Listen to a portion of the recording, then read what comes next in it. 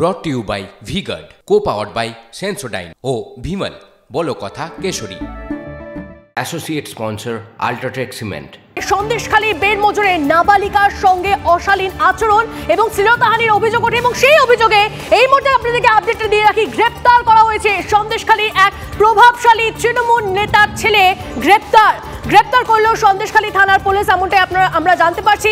আতঙ্কের সন্দেশখালীতে কি হচ্ছে সমস্ত আপডেট আমরা আপনাদেরকে দিচ্ছি। সন্দেশখালীর এক প্রভাবশালী তৃণমূল নেতার ছেলেকে গ্রেপ্তার করা হয়েছে এই ঘটনায়। কথা বলবো আমাদের প্রতিনিধি অর্ণব ব্রহ্ম আমাদের সঙ্গে রয়েছে। অর্ণব, আরো বিস্তারিত জানবো। দেখো তনিষ্ঠা, ইতিমধ্যেই কিন্তু যে নাবালিকাকে ধর্ষণ এবং শ্লীলতাহানির অভিযোগ করা হয়েছিল এবং তার পরবর্তীতে তারা সিবিআই দপ্তরের পাশাপাশি সন্দেশখালী থানায় সেখানেও কিন্তু তারা অভিযোগ অর্থাৎ এফআইআর করে এবং আজকে রবিবার সকালে কিন্তু দেখা যায় যে সন্দেশখালী এক প্রভাবশালী তৃণমূল নেতা তার ছেলে, তাকে এই ঘটনার ক্ষেত্রে তাকে গ্রেপ্তার করা হয়েছে। সন্দেশখালী থানার পুলিশ গ্রেপ্তার করেছে।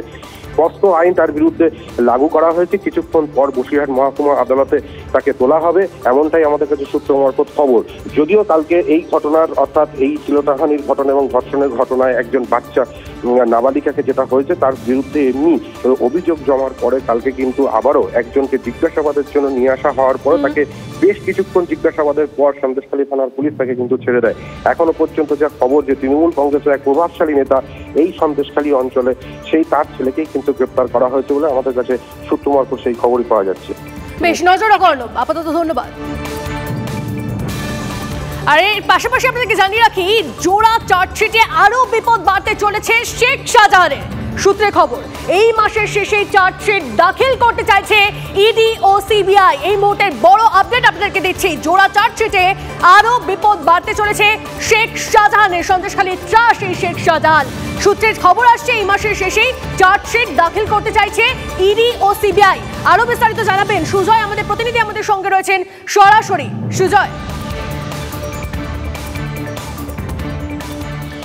একেবারে দেখো, সিবিআইয়ের ক্ষেত্রে যে কোনো অভিযুক্তকে গ্রেফতারের 90 দিনের মধ্যে চার্জশিট দিতে হয় এবং সেক্ষেত্রে শাহজাহানকে গ্রেফতারের 87 দিন পূর্ণ হচ্ছে এই মাসের শেষের দিকে অর্থাৎ 31 তারিখে।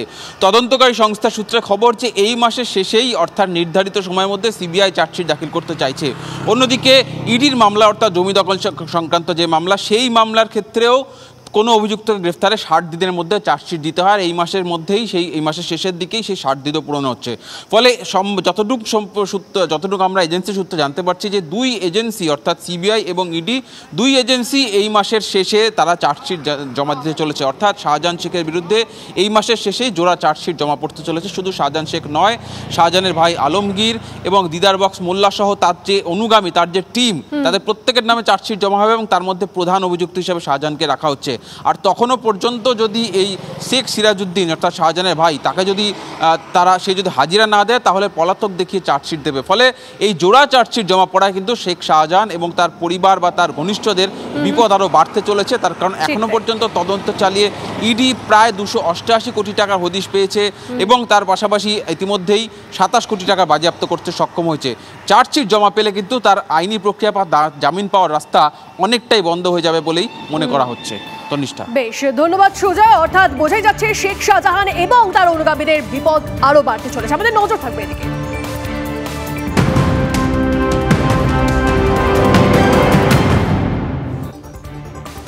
আর একটা খবর দিই আপনাদের, মমতা বন্দ্যোপাধ্যায়ের শেষ দেখে ছাড়বেন তিনি, তাকে হারিয়ে দেখাবেন।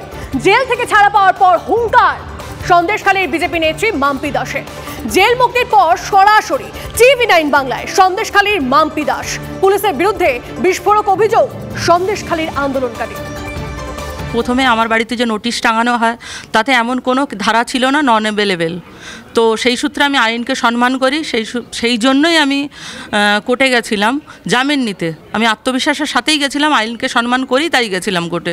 তারপরে ওখানে যাওয়ার পরে আমার উপরে চাপিয়ে দেওয়া হয় নন অ্যাভেলেবেল কেস। তো এত বড় ষড়যন্ত্রের মাথা পিসিমণি ছাড়া আর কেউ হবেন না। কি করবে? আমার সাথে আমার মায়েরা আছে, পশ্চিমবঙ্গের মায়েরা আছে আমার সাথে, আন্দোলনকারী মায়েরা আছে, তারা ব্যালট বক্সে দেখিয়ে দেবেন তারা কি করবেন। মাম্পি দাস কি ভয় পেয়েছেন? একদমই নয়।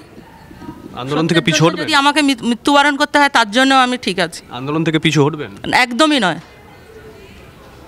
এরপরে কোন পথে আন্দোলন?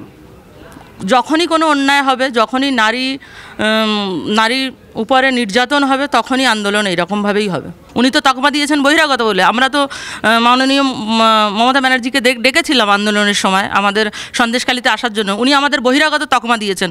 উনি আবার 2000 টাকা মায়েদের, সন্দেশখালীর মায়েদের ইজ্জতের দাম দিয়েছেন 2000 টাকা করে। তো উনি কোন ধরনের মানসিকতা নিয়ে চলছে সেটা সবাই, পশ্চিমবঙ্গের মায়েরা সবাই জানে, সবাই বুঝতে পেরেছেন। Brought to you by V-Guard, co-powered by Sensodyne ও ভিমল, বলো কথা কেশরী। Associate sponsor UltraTech cement.